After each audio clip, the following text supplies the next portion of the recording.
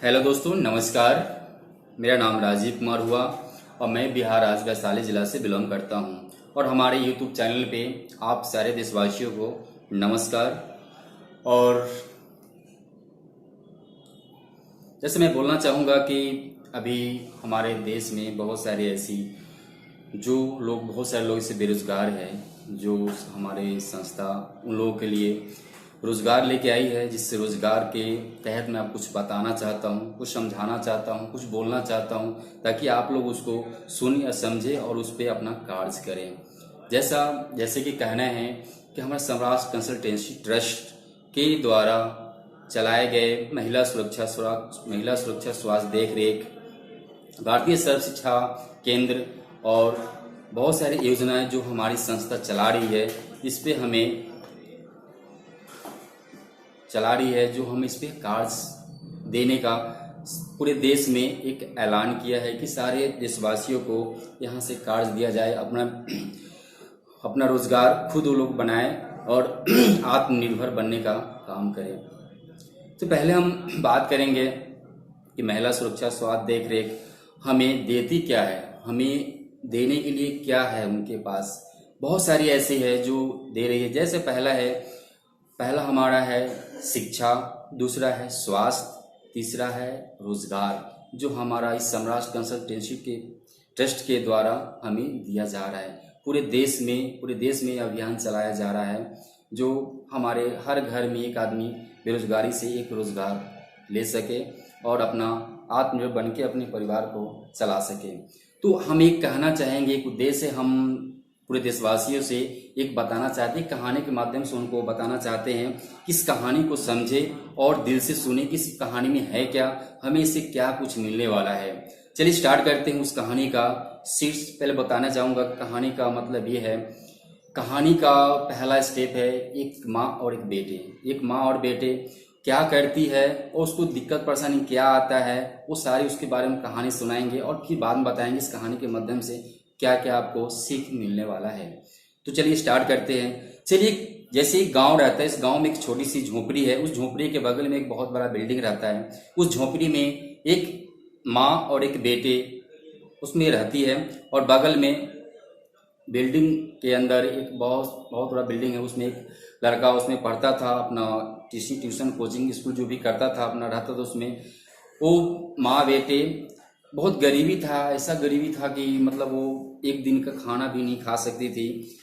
तो ऐसा अचानक उसकी माँ अपने पैर पे खड़ा होके, जैसे किसी घर में जाके काम किया करती थी, काम करके अपने बच्चे को पढ़ाती लिखाती थी।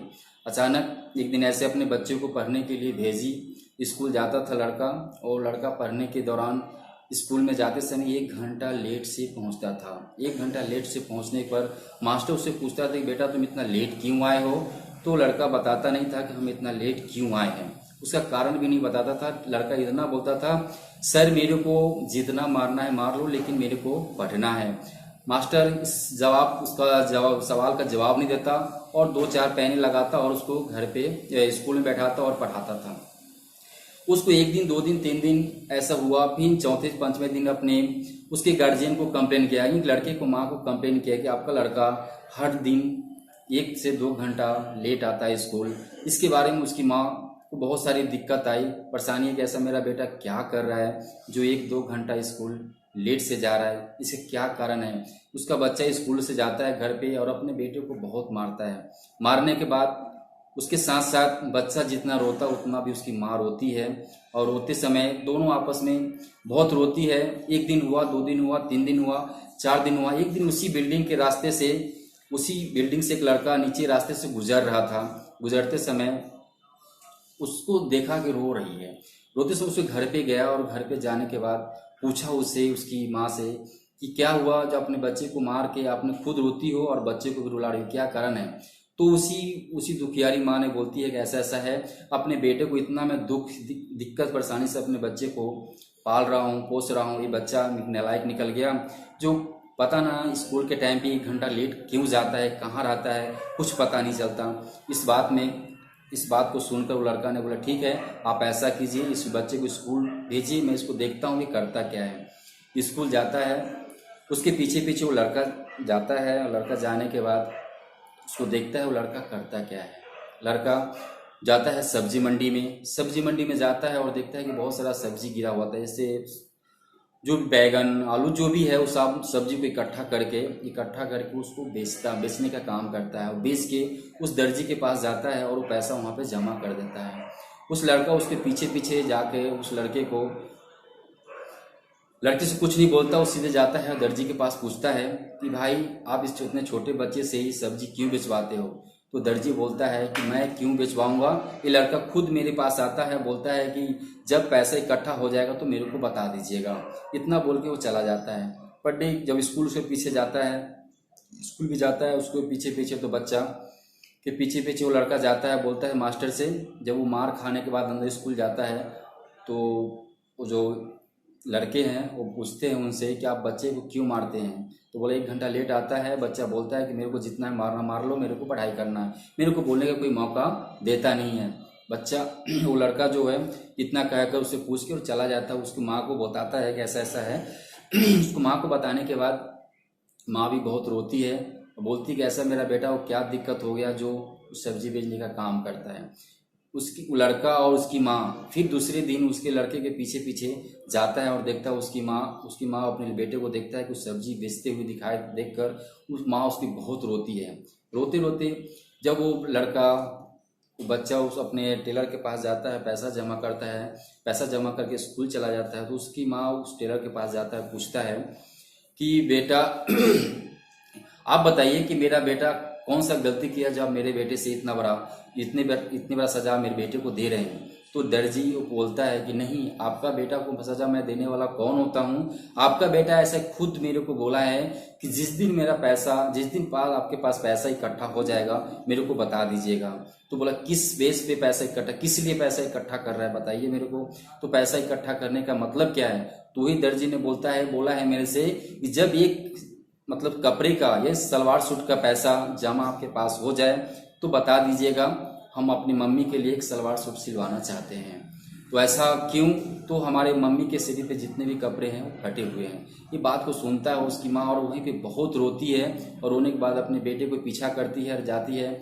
जब मारने की जैसी उपरांत आता है उसके बच्चे को, तो वहाँ पे टीचर को रोक देता है और टीचर को बहुत बोलता है, आपने इतना 5-10 दिन से मेरा बेटा ऐसा कर रहा है, आप इसको मारने कुछ बताने के बजाय, कुछ पूछने के बजाय इसको मारते क्यों हैं। तो बोलता है कि आपका बेटा मेरे को बोलने के लिए पूछने के लिए कोई मौका देता ही नहीं है, जो मैं से क्या पूछूं क्या बोलूं। ये बात को बोलता है। इतने पर अपने बेटे को गले से लगाकर वो माँ बहुत रोने लगती है, बोलती है काश ऐसा बेटा सबको हो। बस इससे इतनी बात करके वो लड़का और अपनी वो बेटा और अपनी माँ दूर रोती है। दोनों रोने के बाद कहती है इतना ही कि काश ऐसा बेटा पूरे देश में हो जो अपनी माँ के प्रति इतना कुछ सोचती हो। दोस्त, मैं कहानी के माध्यम से यही बताना चाह रहा था कि कहानी हमारे लिए और हमारे ज़िंदगी के लिए कितना बड़ी मोल है। इस कहानी को आप ध्यान से सुनेंगे तो बहुत कुछ आपको समझ में आएगा कि कहानी है क्या। इस कहानी के लास्ट में कहानी को बताने का मतलब यही है कि हमारे देश में बहुत सारे ऐसे लोग हैं जो अपने नाजायज़ फ़ायदा उठाते हैं, नाजायज़ कुछ करते हैं और अपना काम काज ना करके कुछ लापरवाही काम करते हैं। जो हमारी संस्था है जो स्वरोजगार लेके आया है, उस रोजगार में आए और देखे और समझे इससे हमें क्या मिलने वाला है, और अपना काम करके इससे अपना बेरोजगारी दूर कर सकते हैं, अपना गरीबी दूर कर सकते हैं, अपना आप खुद पे आत्मनिर्भर बन सकते हैं। तो बस लास्टली मैं आपको एक शायर के माध्यम से कुछ बताना चाहता हूँ। इस शायर आपके लिए ज़िंदगी में बहुत ही कुछ लेकर आएगा और बहुत कुछ सीख देगा।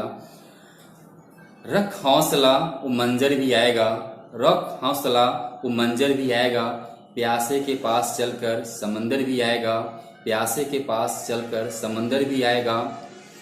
थक कर मत बैठना ये हमारा सम्राट कंसल्टेंसी ट्रस्ट के युवक युवतियों, मंजर भी मिलेगा और मिलने का मज़ा भी आएगा। So thanks, all the best.